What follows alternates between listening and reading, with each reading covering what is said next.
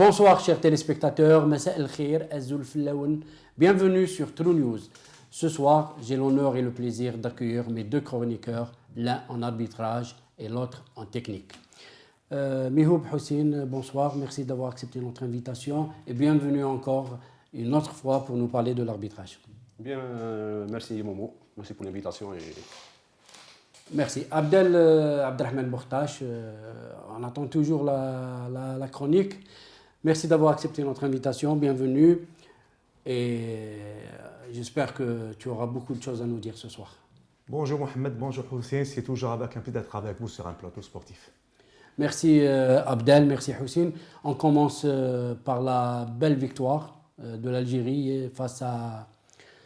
L'Algérie, je dis bien l'Algérie face au Sénégal parce que le favori qui était le Sénégal, tout le monde donnait le Sénégal comme favori et l'Algérie l'a battu 1-0.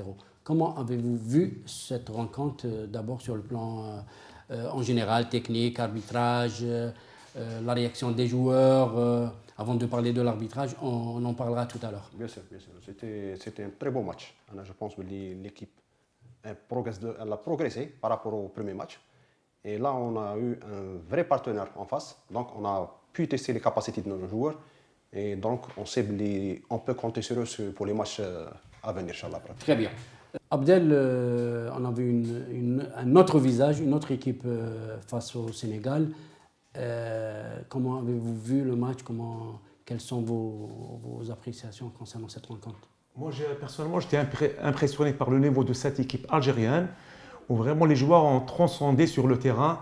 Et là, on voit carrément la touche de l'entraîneur Belmadi, où il a su transmettre ses qualités de gagneur et de combattant sur le terrain. Même, je pense, même si on avait pressé fréquence, ils auront le même niveau que les joueurs. Très bien. Houssine, justement, quels sont les joueurs qui vous ont marqué hier? Parce qu'il y avait quand même quelques joueurs. On a vu le match ensemble. Surtout Attal, franchement, qui a des capacités exceptionnelles. En tant que hier, il a repris quand même voilà. son flanc droit. Voilà. Youssef Belaïli, parce que quand on voit ce joueur qui est passé par une suspension, tout le monde a pensé que... 4 ans, il y a 2 ans en arrière. Tout le monde a pensé que c'était la fin de ce joueur. Donc il revient et avec ce niveau de jeu, donc je pense il a encore une marge de progression. Et en défense, il y a bien sûr Belhamri. Belhamri qui a marqué quand même. Mandi, franchement, ils ont assuré derrière. Sans oublier bien sûr Guedioura. Donc là, on voit que Mandi il avait raison. Parce qu'avant la Coupe d'Afrique, il y avait beaucoup de gens qui se sont dit pourquoi il prend Guedioura. À sa convocation, oui. Et lui et Slimani. Il a montré que c'est un joueur dont on a besoin. Parce que c'est un joueur qui sait se faire discret, mais voilà, il sait construire et il sait casser le jeu. Voilà. Merci Houssine. Abdel, Houssine, il a raison. C'est vrai que hier quand même, Guedioura Fegouli, c'était, on peut dire, l'homme du match, chacun à sa manière. Oui, Mohamed, pour moi, c'est toute l'équipe qui a transcendé. Donc, pour moi, c'est le collectif. C'est les 11 joueurs qui ont fait un super match. Parce que quand on voit par exemple... on a vu cette solidarité même le joueur Mahrez, chaque fois il revient pour défendre, ainsi que Belaïli, même Bounjah. Parce que certainement ils ont joué à un bloc haut. Ils ont vraiment bloqué l'adversaire dans leur carré. On dit toujours on ne change pas l'équipe qui gagne. Ça c'est bon. À un joueur près, bien sûr. Tout à fait. Mais comme par rapport au premier match, l'équipe a bien tourné. Donc je ne vois pas la raison pourquoi l'entraîneur va changer une équipe qui a déjà gagné. Il n'y a pas eu de faille. Tout à fait. Houssine, sur le plan de l'arbitrage, vous m'avez dit en aparté, avant le match bien sûr, que la désignation de cet arbitre, pourquoi? Qu'est-ce qu'il a l'arbitre justement? C'est juste pour parler en diagonale. Voilà. Monsieur Sikazui était suspendu. Avant la CAN. Voilà, avant la CAN, en début de saison, pour un match où il n'a pas été à la hauteur. Donc, il était passé totalement out. Donc, il a été suspendu. Il est revenu. Puis réhabilité. Par exemple, juste à titre de comparaison, il y a eu la suspension d'Abid Sherif. L'Algérien. Donc voilà, après ça, la levée de suspension d'Abid Sherif, il n'a pas été désigné. Il n'a pas été retenu pour la CAN. Tandis que M. Sikazoui a été désigné régulièrement après un retour de suspension et il est sur la liste de la CAN. Les connaisseurs de l'arbitrage ont été surpris de voir Sikazoui sur le... C'est-à-dire, vous voulez dire qu'il y a 2 poids 2 mesures, quoi. Oui, bien sûr, carrément. Hier, moi, je savais qu'il allait commettre des erreurs et moi, personnellement, je redoutais qu'il fasse des erreurs contre l'équipe nationale. Normalement, les erreurs qu'il a commis, le référé, c'était en faveur de l'équipe nationale. Parce qu'il a commis... Bon, on ne peut pas Il a commis... C'est-à-dire, pour toi, il n'a pas été à la hauteur. Non, je ne peux pas dire qu'il n'a pas été à la hauteur, mais il a commis 2 erreurs majeures. Il y avait un deuxième carton pour Belhamri, qui était flagrant, donc synonyme d'expulsion, et il y avait un pénalty pour les Sénégalais. Il faut le reconnaître, parce que si les pénaltys étaient pour l'équipe algérienne, je pense que tout le monde en aurait parlé aujourd'hui. Mais comme il était pour les Sénégalais, donc il est passé presque inaperçu. Mais il y avait, parce que le joueur sénégalais était dans la surface, il a été pris en sandwich entre 2 joueurs. Hussein, ça reste ton avis, mais juste pour te dire qu'il y a quand même eu beaucoup de confrères journalistes qui ont dit qu'il y avait vraiment un pénalty. Oui. On va voir l'avis du technicien. Par rapport au pénalty, bien sûr. Par rapport au pénalty, bon, il y avait action dans la surface de 18 mètres. Mais le joueur sénégalais, il n'avait pas touché la balle. Donc c'est les deux défenseurs algériens qui étaient vers le ballon. C'est là où le joueur sénégalais, le numéro 10, il a mis le pied. Il est tombé. Mais avant l'action, c'est 2 joueurs algériens qui étaient sur le ballon. Ce n'était pas le joueur sénégalais. Mais d'après Hussein, c'est le contraire, non? Les 2 joueurs, ils n'ont pas joué le ballon. Voilà, les lois elles sont claires. Donc ils ont empêché le joueur, le joueur d'aller vers le ballon. Mais le joueur algérien a touché la balle avant que le joueur sénégalais met son pied. Il a été pris en sandwich. Donc là, parce que s'il n'avait pas été pris en sandwich, le joueur il aurait continué sa course vers l'arbitre. En plus de ça, il était vers le but. Et l'arbitre n'était pas loin de la surface, donc il a bien vu la. Pour moi, il a commis une erreur. Je suis tout à fait d'accord avec toi par rapport au deuxième carton des Belhamri. Donc ça, c'était flagrant. Il y avait un deuxième carton, donc il y avait suspension carton rouge pour Belhamri. Mais pour le pénalty, pour moi, c'est un peu de jeu. Hussein, je rappelle que Hussein Mioub est un arbitre fédéral algérien, d'origine algérienne bien sûr. Il a arbitré en Algérie et là il arbitre toujours en France. Il est peut-être mieux placé que nous. Lui, c'est un arbitre. Voilà, c'est le coup d'œil de l'arbitre. Voilà. C'est le coup d'œil. Et tant mieux pour l'équipe algérienne. Oui, tant mieux pour lui, bien sûr, tant mieux pour lui. Voilà. Mais parce qu'il y avait pénalty. Parce qu'à chaque fois, l'équipe d'Algérie quand même lésée par des arbitres. Tout à fait, ouais. Le même arbitre, M. Sikazoui, nous a lésé, par exemple, pour le match barrage, Algérie-Burkina Faso. Tout à fait, ouais. Donc c'est lui qui avait arbitré le match aller. Il avait signé 2 pénaltys pour le Burkina Faso. Le premier, il était bas là, comme on dit. Mais le deuxième, il n'y avait que lui qui l'avait vu. Mais je vous poserai la question autrement. Est-ce que vous pensez qu'il a favorisé l'Algérie ou est-ce que c'est des instructions pour que l'Algérie passe avec le Sénégal? Ou le contraire? Enfin, le contraire, c'est-à-dire... Je ne sais pas, mais moi je suis persuadé, dans toutes les compétitions majeures, donc, parce que le football maintenant c'est un business, donc, automatiquement, de préférence, ils prennent une équipe. Pour le deuxième tour, il faudrait qu'il y ait des équipes qui ramènent plus de supporters. Tout à fait. Donc c'est économique. Hein. Donc voilà, par exemple, même en Coupe du Monde, on voit que certaines équipes sont favorisées c'est vrai que par rapport à leurs supporters. Voilà. Maintenant c'est devenu business. Tu es d'accord, Abdel? Le doute y permet. Bon, donc on ne peut pas être sûr à 100%, mais c'est vrai, à un certain moment, j'ai vu que l'arbitre a avantagé l'équipe algérienne.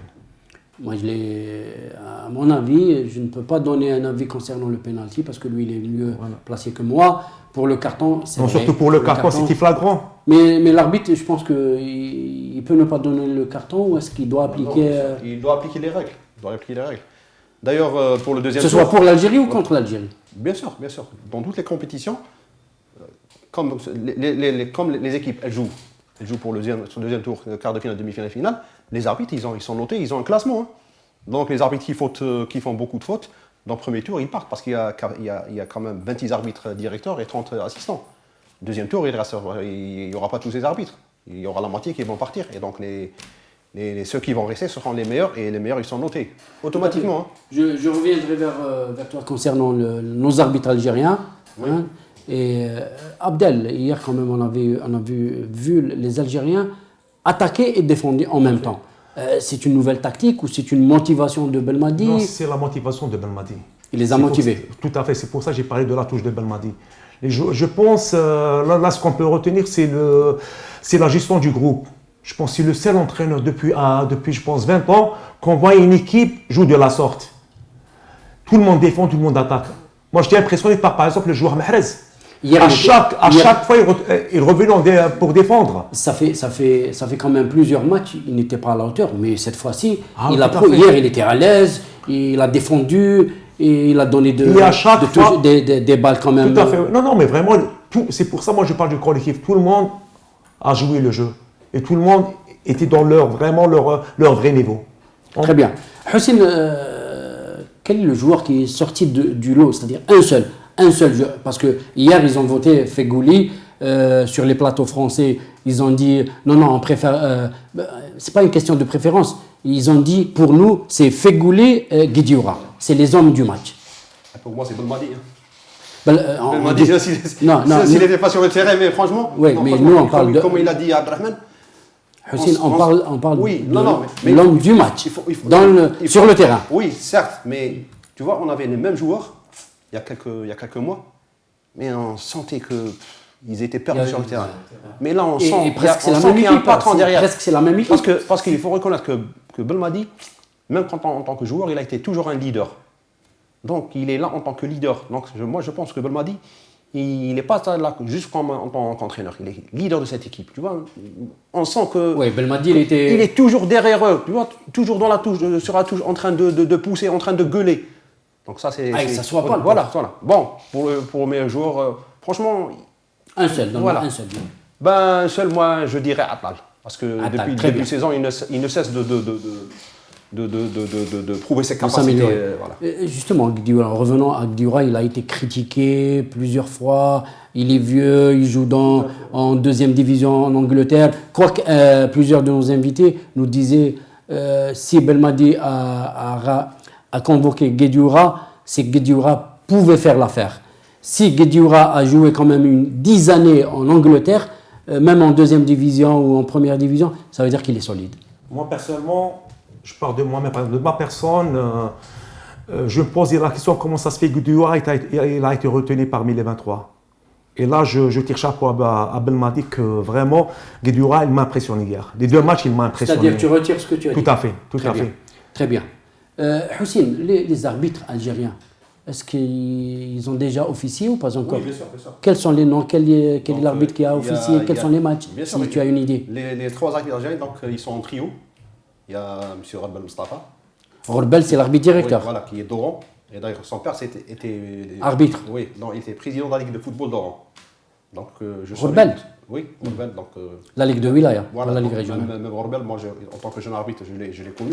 À l'époque, il faisait division régionale et tout. Il a toujours été un bon arbitre. On le salue au passage. Voilà, on le salue au passage.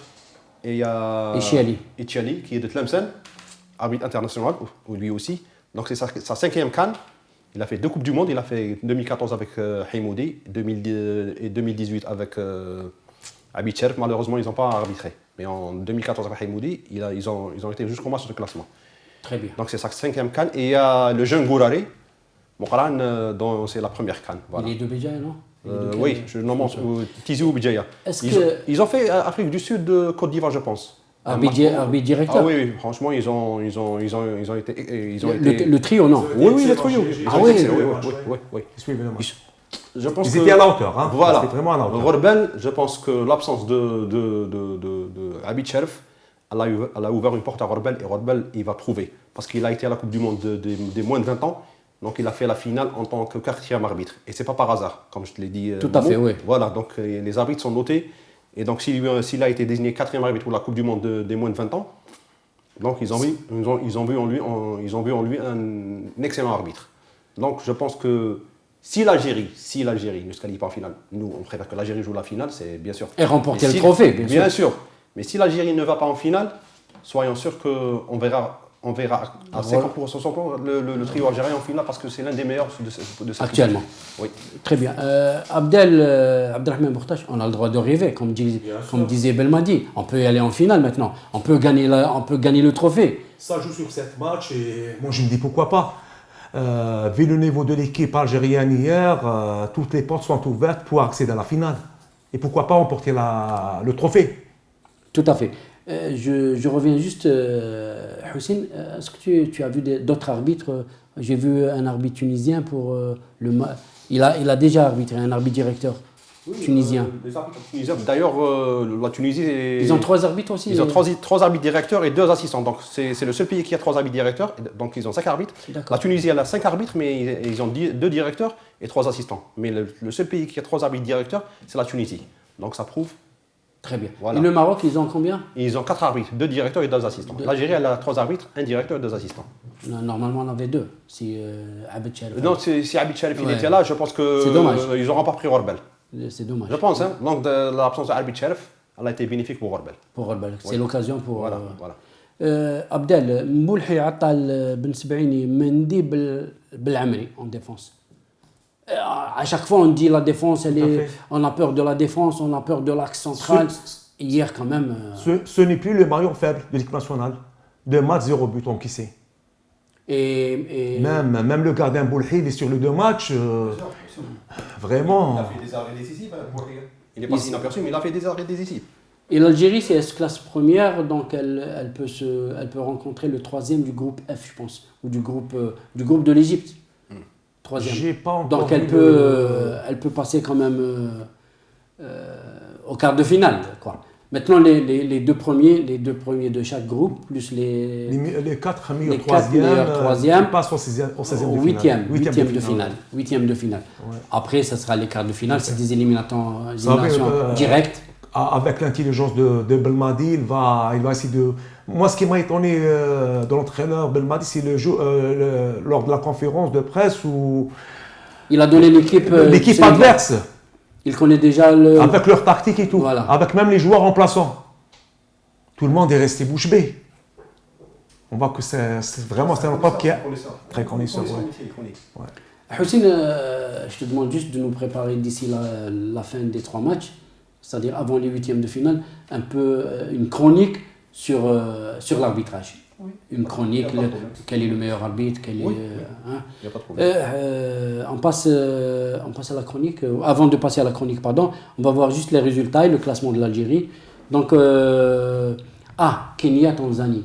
Kenya, ils ont gagné 3-2. Tanzanie qui participe pour la 2e fois de son histoire. Elle est derrière avec un point en attendant, 0 point en attendant le 3e match.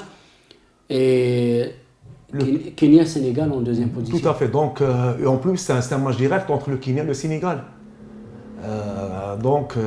C'est un match de barrage. C'est un match de barrage, bien sûr. C'est une finale avant. Mais il risque de passer tous les 2, hein, avec le meilleur 3e. Donc, voilà. Attention, mais dans d'autres groupes, peut-être il y aura aussi. Justement, le 3e, il aura 3 points, le 3e. Ah, d'accord, par rapport, oui. Voilà, ouais. Est-ce que tu es prêt pour la chronique? Oui, tout à fait. D'aujourd'hui? La chronique d'Abdelrahman Bourtache. Donc j'ai nommé Djemal Belmadi l'homme providentiel. Homme discret, répété, méticuleux, proche des joueurs et ambitieux. En tant qu'entraîneur, il a su conserver cette rigueur qu'il avait en tant que joueur. Belmadi est très exigeant quand il s'agit de travailler, mais il sait aussi cultiver une réelle proximité avec les joueurs. L'homme réputé intelligent et cultivé ne raffole guère de l'exercice médiatique. Ses interviews sont rares. Et les interviews se limitent essentiellement aux portes de la presse de la sélection algérienne. Au premier abord, il peut sembler distrait. Il n'accorde pas sa confiance facilement. De temps pour savoir à qui il a affaire. Nommé en juillet dernier, enfin, il a commencé à travailler. Nommé en juillet dernier, le sélectionneur Djemal Belmadi a permis à l'Algérie de se qualifier pour la CAN 2019. Une bonne nouvelle pour une équipe qui a vu défiler 8 sélectionneurs en 7 ans et a besoin de calme et de sérénité. Après une carrière sportive de haut niveau, l'entraîneur qui est devenu en 2010 s'est révélé plus casanier. Il a contribué à bâtir le club de l'Aqouia qatari où il est resté 2 ans avant de prendre en main la sélection B du Qatar en 2013-2014 avant de revenir avec l'Aqouia en 2015 jusqu'à sa signature avec la fédération algérienne. Il est évident que les gens attendent beaucoup de cette équipe. Les résultats sont là pour imprimer une certaine continuité. Les débuts de Belmadi sont encourageants. Ou sont qu'il a des idées. Il a fait une bonne carrière en tant que footballeur international algérien. Il a une certaine expérience d'entraîneur. En 7 ans, il s'est aussi construit un palmarès fourni, tant en club, 9 titres, dont 4 de champions, qu'avec la sélection du Qatar, une coupe du Golfe et un championnat d'Asie de l'Ouest. Belmadi arrive aux cheveux des Fennecs. Soumis à l'incessante et contre-productive instabilité technique, il a accepté de diviser son salaire par 3 avant d'accepter cette délicatesse mission. Il a les compétences et le caractère pour réussir, seulement il faut qu'on le laisse travailler, mettre les idées en place. Depuis son arrivée, Djamel a métamorphosé l'équipe grâce à sa personnalité, sa méthodologie de travail et surtout sa gestion du groupe, où il a compris pour avoir la confiance de tout le monde, éviter de faire le social, les joueurs les plus en forme joueront et surtout son amour pour le pays. Le potentiel là, le talent aussi. Merci Abdel. Tout d'abord, carton blanc pour toi parce que tu as reconnu que la dernière fois, tu disais que Guidioura, pourquoi Belmadi, et maintenant tu lui as préparé une belle, méritée bien sûr, une belle chronique. Merci Abdel. Houssine, tu es d'accord Oui. pour la chronique? Oui. Très juste, très bien vu. Oui. Un ancien joueur de l'équipe d'Algérie, ancien capitaine de la sélection d'Algérie, ancien combattant de l'Algérie. C'est le seul joueur qui a marqué le but face à la France quand on a perdu 4-1 au Stade de France. Il a quand même laissé ses empreintes. Houssine, un entraîneur, tu sais bien, au golf au Qatar, combien il est payé? Bien sûr. Il vient prendre la sélection de son pays, il divise, comme il a dit, par 3 son salaire. Et, ça, c'est pas le choix, c'est l'amour du pays. Voilà. Et pour noter que Belmadi, il est de Mostaganem, de Ain Tadles. Tout à fait. Exactement. Et au passage, nos amis de Ain Tadles, on les salue aussi. Voilà, un grand salut à nos amis de Ain Tadles. Merci Houssine. Abdel, les autres équipes du Maghreb, Mali, Tunisie, match nul, la Tunisie avec 2 points, c'est un peu difficile. C'est magnifique mes raisins pour l'équipe tunisienne, même j'ai suivi le match d'aujourd'hui, vraiment ils étaient justes. Hein. Même sur le plan physique, on les sent fatigués sur le terrain, donc il n'y a pas eu de répondant. Quoique on se solidarise avec nos voisins tunisiens depuis les 2 attentats de ces jours-ci, et nous souhaitons un prompt rétablissement à leur président de la République. Houssine, on a parlé de la Tunisie, le Maroc, une victoire. Déjà, un match face à la Côte d'Ivoire, il est d'ailleurs en cours. Et nous espérons qu'ils gagneront ce match aussi pour au moins retrouver 3 équipes maghrébines en 8e de finale. Oui, même les Marocains, ils ont célébré la victoire algérienne. Hier, ils ont regardé le match et on l'a vu sur les réseaux sociaux. Donc, on est voisins, on est frères. Donc, on sera content de voir les Marocains et les Tunisiens avec nous au 2e tour. Voilà. Et en plus, les spectateurs, les supporters marocains et les fans de l'équipe d'Algérie se sont mis d'accord pour aller supporter l'Algérie quand l'Algérie joue et aller supporter le Maroc quand le Maroc joue. Ils sont en force pour les deux pays, ainsi que nos voisins, bien sûr, tunisiens. Bien sûr. Même les Égyptiens. On a vu des Égyptiens supporter, mais peut-être les Égyptiens, par peur Du Sénégal peut-être, hein, donc je le dis comme ça. Les 4 pays arabes, hier, ils étaient pour l'équipe algérienne. Tout le mal qu'on souhaite pour l'équipe marocaine, c'est qu'elle gagnera ce soir. Et elle passera. Inch'Allah, ouais. Et est-ce que la Tunisie a encore des chances? Tout à fait, bien sûr. S'ils gagnent le troisième match, ils peuvent passer. Même avec un match nul, ils passent parce qu'ils auront 3 points. 3 points, De toute d'accord. façon, il y a l'équipe de la Tanzanie, c'est sûr que déjà sera éliminée. La Tanzanie, c'est avec l'Algérie. Voilà, donc ils ont 2 défaites, ils vont jouer contre l'Algérie le troisième match. Il y a le Mali, je rappelle juste le groupe. Il y a le Mali, la Tunisie, l'Angola, la Mauritanie. La Mauritanie, c'est la première fois avec le Madagascar. Première participation. Première participation de leur histoire. Ils ont perdu et cela grâce à la nouvelle formule de 24 sélections, 24 équipes à la CAN. Si on revient à Madagascar, hier, ils ont gagné. Ils ont 4 points.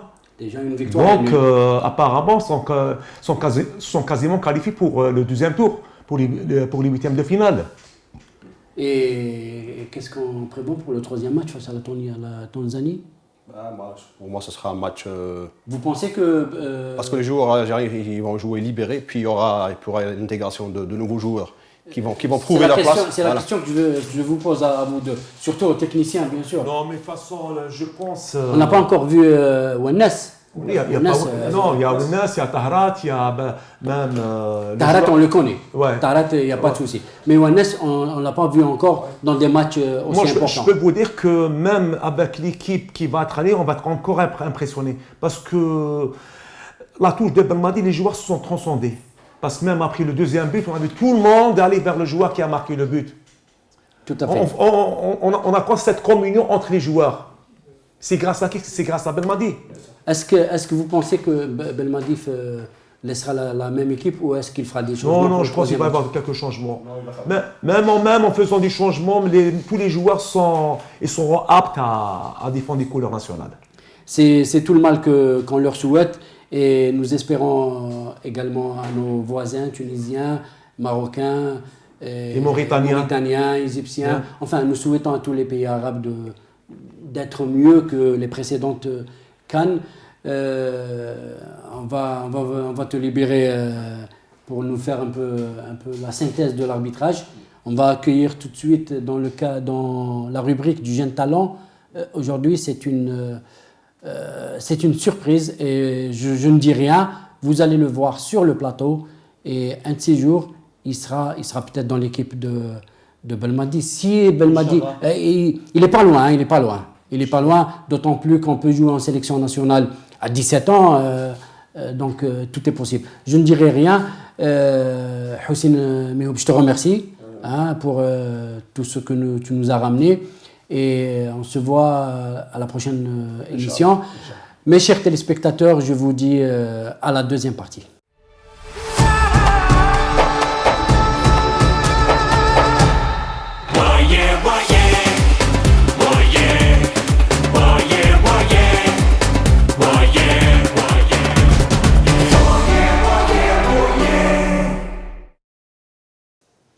Bienvenue pour cette deuxième partie avec une bonne nouvelle, du moins pour le moment.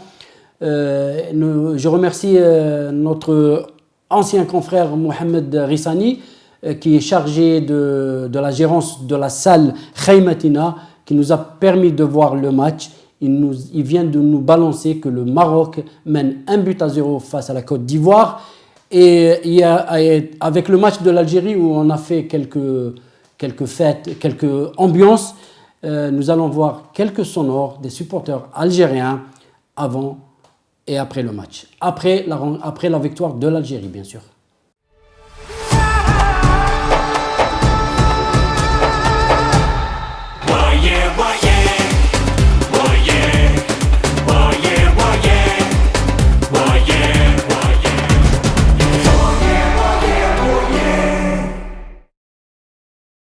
Je suis heureuse, franchement, j'y croyais pas beaucoup, mais là, franchement, je suis la plus heureuse. Et 1, 2, 3, vive l'Algérie, c'est un très beau cadeau pour moi, pour mon anniversaire aujourd'hui. Et j'espère qu'on ira loin, j'espère qu'on va gagner, on va être qualifiés. Et demain pour le Maroc aussi, et la Tunisie, voilà. Joyeux anniversaire. Merci pour tout. Bon, comme je disais, aujourd'hui l'Algérie a prouvé que c'était une grande équipe. C'est pas une petite équipe, il fallait juste l'homme qu'il fallait pour la diriger, pour gérer ce personnel. Cet effectif qui est riche, qui évolue dans les plus grandes compétitions européennes. À part ça, on a vu que les joueurs avaient la rage de vaincre. Ils voulaient cette victoire. C'était le match de leur vie. Tout en sachant que c'était le Sénégal, c'était pas n'importe. Le Sénégal qui est l'un des favoris de cette compétition. Aujourd'hui, l'Algérie a donné de l'espoir à ses supporters. Maintenant, nous, en tant que supporters, on va devenir gourmands. Ça sera plus gourmand, je l'espère, on ne va pas en rester là et on n'acceptera pas à part que de revenir avec la coupe en Algérie. Ça sera un réconfort pour le peuple algérien qui s'est révolté pacifiquement. Et la révolte va être à tous les niveaux, également sportifs. Offensivement, ils ont eu pas mal de réussites sur le but. Et défensivement, ils ont été assez solides pour pas encaisser de but. Salam alaikum, alhamdoulilah, on a fait un très grand match. Et on félicite tout le peuple algérien pour cette consécration. Et on souhaite, Inch'Allah, le bonheur pour notre pays. Ou, Inch'Allah, vive l'Algérie. On est fiers de la victoire ولا غير أنا فرحانين كي ربحنا إن شاء الله ربي يكمل لنا هكذا إن شاء الله هذا ما نقوله. Oui, donc c'est le premier match où on a eu une équipe forte et c'est une très très belle victoire. Ça montre les capacités de l'entraîneur. Donc c'est Belmadi qui a battu le Sénégal. On est content. Voilà, c'est un effet de joie comme d'habitude. On en a besoin là en ce moment. Voilà, pour les Algériens, voilà. On est content. One, two, three, vive l'Algérie. On est très très contents. One, two, three, vive l'Algérie. One, two, three, vive l'Algérie. Aujourd'hui, c'est la victoire de l'Algérie et surtout la victoire du Maghreb. Moi, j'étais très ému, très touché de voir le public marocain qui a supporté. On a vu pas mal de supporters marocains, égyptiens qui ont supporté l'équipe algérienne. Et c'est la grande victoire de cette CAN. À part le côté sportif technique, c'est la solidarité, la fraternité qui a gagné, Inch'Allah. Espérons que l'Algérie, elle va nous faire vibrer encore, comme elle a fait le match dernier, ce match-là contre le Sénégal. Donc, ils sont qualifiés. On aimerait, Inch'Allah, la même chose pour le Maroc demain. Inch'Allah, pour la Tunisie, une grande pensée à nos frères tunisiens. Et apparemment, ça a très bien démarré, l'Algérie. Ça nous fait rappeler les bons moments qu'on a passés la Coupe du Monde 2010-2014.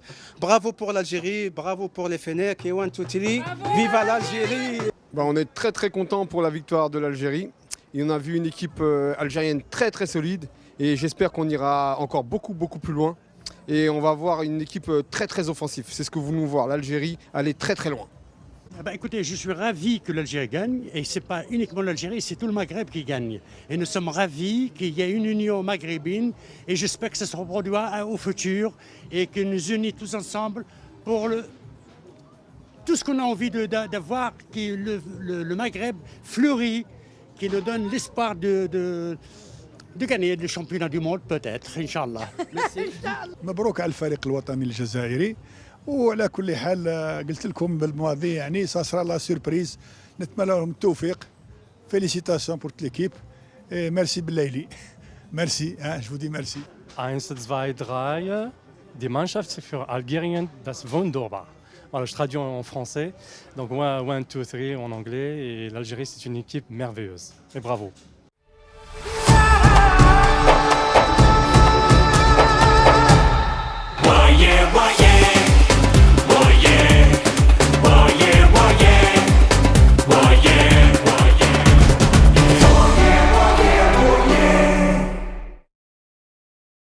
La surprise de cette deuxième partie, c'est un jeune footballeur dans la rubrique du jeune talent que je garde toujours, car je trouve toujours des petits, des moins petits. Quand je dis moins petits, le moins petit, il a 12 ans, il est à côté de moi, il s'appelle Yanis Osmani, il a 12 ans. Depuis qu'il a commencé à taper au ballon et à marquer des buts, il a déjà marqué 81 buts. C'est un avant-centre, il commence à faire du chemin. Yanis Osmani, bienvenue. Merci pour l'invitation. Merci d'avoir accepté notre invitation. Je sais que plus tard tu seras grand et tu seras professionnel. Peut-être on doit passer par ton agent, le papa, la maman, tout le monde pour y arriver à avoir Yanis. Yanis Osmani, tu joues où d'abord? Je joue au Canet Rocheville, entraîné par l'entraîneur Sami Briki. D'accord. Et tu as débuté à quel âge en football? Tu as 12 ans maintenant. À 7 ans, 8, à l'US Mandelieu. Et tu as commencé à quel poste? Le défenseur droit. Et tu as commencé en défenseur, après tu t'es retrouvé au milieu, ensuite... En attaque. D'accord. En U10, tu as joué directement en U11. À chaque fois, tu es surclassé. Pourquoi? Comment? Est-ce que tu es plus grand que les autres? Est-ce que tu joues mieux que les autres? Tu rigoles, bien sûr. Ça se voit que tu joues mieux que les autres. Sur ça, je ne sais pas comment le définir.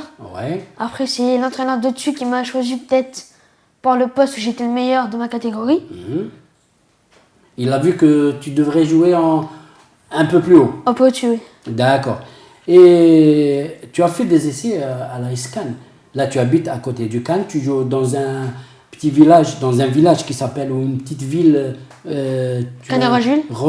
Rocheville, c'est ça? C'est ça. Rocheville, elle est proche de Cannes. Ouais, Hein, c'est ça. Cannes par là, Nice de l'autre côté. Tu as Monaco, tu as plusieurs quand même grands clubs qui te surveillent. Donc il faut marquer. Combien de buts tu as marqué jusqu'à présent? Sur cette saison, 81 buts. 81e but. Et cette saison, combien? Oui. 81. 80, que cette année? Oui. Waouh. Et en 2017-2018? 61. 60e. Tu as Abdel. C'est vraiment impressionnant. Il a marqué cette année 81 buts.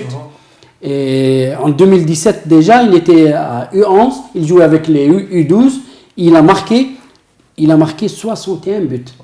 Moi, cette question, comment tu es venu au football? C'était à partir de l'école, en fait, quand je jouais au foot. Et en fait, mon pote, il me trouvait assez bon. Et il m'a demandé de venir faire un essai dans son club, en 8, donc à Mandelieu. Et l'entraîneur m'a pris directement en une. Très très bien. Et ça se passe comment? Bien. Très bien. Très bien. Vas-y Mohamed. Vas-y. Et comment ça se passe avec les études? C'est un entraîneur lui, hein? Comment ça se passe avec les études? Ça va. Très bien. Tu arrives à allier les deux, sport et études? Non, pas de sport études. Ah, pas. Du sport et football. Tu as l'intention Ah, c'est ça. d'aller dans un centre Et de de toute façon, formation? il travaille pour ça, non? Plus tard. Très bien. Tu n'as pas eu de contact, il n'y a pas des entraîneurs qui sont intéressés par toi? Si, là, dernièrement, j'étais à Nantes Oui. pour une petite détection. Après, j'ai fait la PG Academy. Après, j'ai été donc repéré par les éducateurs pour faire la Danone Cup. Et aussi la Cup Monde, où je suis arrivé 3e. Yanis, tu as vu, le coach, il t'a parlé de l'école. Moi, la première question, quand je t'ai vu dehors avec ton papa, je t'ai posé la question concernant l'école. Ton papa, il a dit, moi, l'école, après le foot, il a raison. Pourquoi tout ça? Tu sais bien que si on ne va pas à l'école, on ne peut pas être un bon joueur. Ça marche ensemble. Voilà, Ça il faut, marche ensemble. maintenant, il faut maîtriser surtout plusieurs langues. Quand on joue en Angleterre, on peut jouer en Russie. Déjà, tu as un ami russe qui joue avec toi. Donc, tu dois apprendre quand même Un peu long. un peu de tout. D'accord. Et est-ce que tu penses jouer où? Quel est ton rêve? Pour l'instant, mon rêve, c'est d'abord de bien finir l'école. Et après, on verra.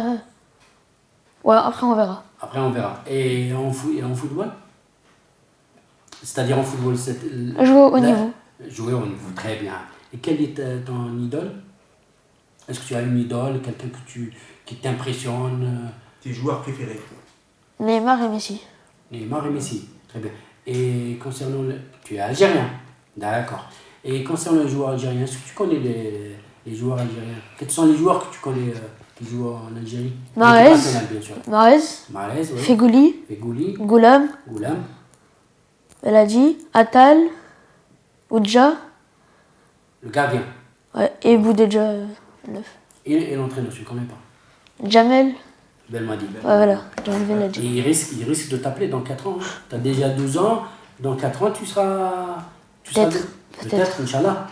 Tu seras. C'est quoi tes ambitions, Yanis? Tu veux jouer pour l'équipe d'Algérie plus tard, Inch'Allah?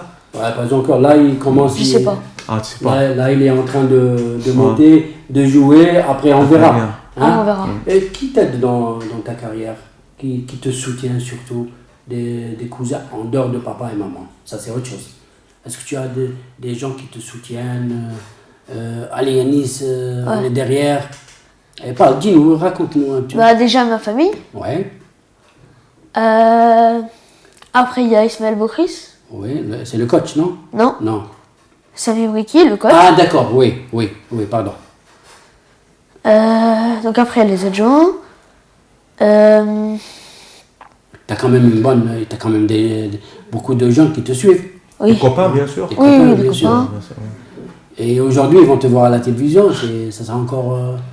On va être fiers de moi. Voilà. Tout à fait. Tout à fait. Abdel, des jeunes footballeurs, il y en a beaucoup comme ça en France. Ah ouais, bien sûr. Et c'est un plaisir de côtoyer des gens comme ça. C'était mon métier au niveau de la formation. Et je pense avec un peu de stabilité, un peu de sérieux, tu peux y aller très très loin. Tu as vu des gens marquer 81 buts en une saison, très même bien. en jeune déjà. Parce que j'ai vu, après on va voir ces vidéos, il y a quelques petites vidéos, quelques petites séquences. Tout à fait. Mais quand même, Yanis, il a des qualités. Techniquement, tu es bon? Bah, très bien, on ouais. le voit, on va le voir Ah, après. ouais, On bien va... sûr, ouais, c'est- Je vous laisse découvrir. Voilà, Ah, très bien, ouais. c'est mieux. Ouais, c'est bien, c'est bien. Yanis, on te souhaite quand même un avenir radieux. Merci. Et je sais que tu veux jouer en Espagne ou en Angleterre. Ou... Tu me disais. Même en France. Même en France, après la France. Ton rêve aussi, tu m'as dit jouer en haut niveau. Ouais. Hein? Au niveau, on peut jouer dans un club, le club de Messi, le club de Ronaldo, Barça, pourquoi pas? Le Barça, Real, le Real. Juve. Voilà. Quelle est l'équipe qui te va bien, que tu souhaites jouer avec? Barça. Barça. Parce Barça que et PSG. Ouais, pas Barça parce que tu aimes Messi. Ah oui, ça se Yanis, voit. moi, si j'ai un conseil à te donner pour ta réussite, Inch'Allah, plus tard, c'est l'hygiène de vie. Tu dois faire attention. Dormir à l'heure, bien manger, bien s'entraîner et surtout penser à la récupération.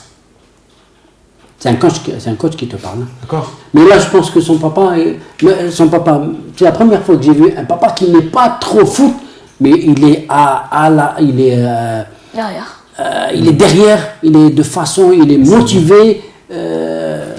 Quand même, je félicite ton papa et ta maman qui te suit aussi de près. Enfin, tous tes proches.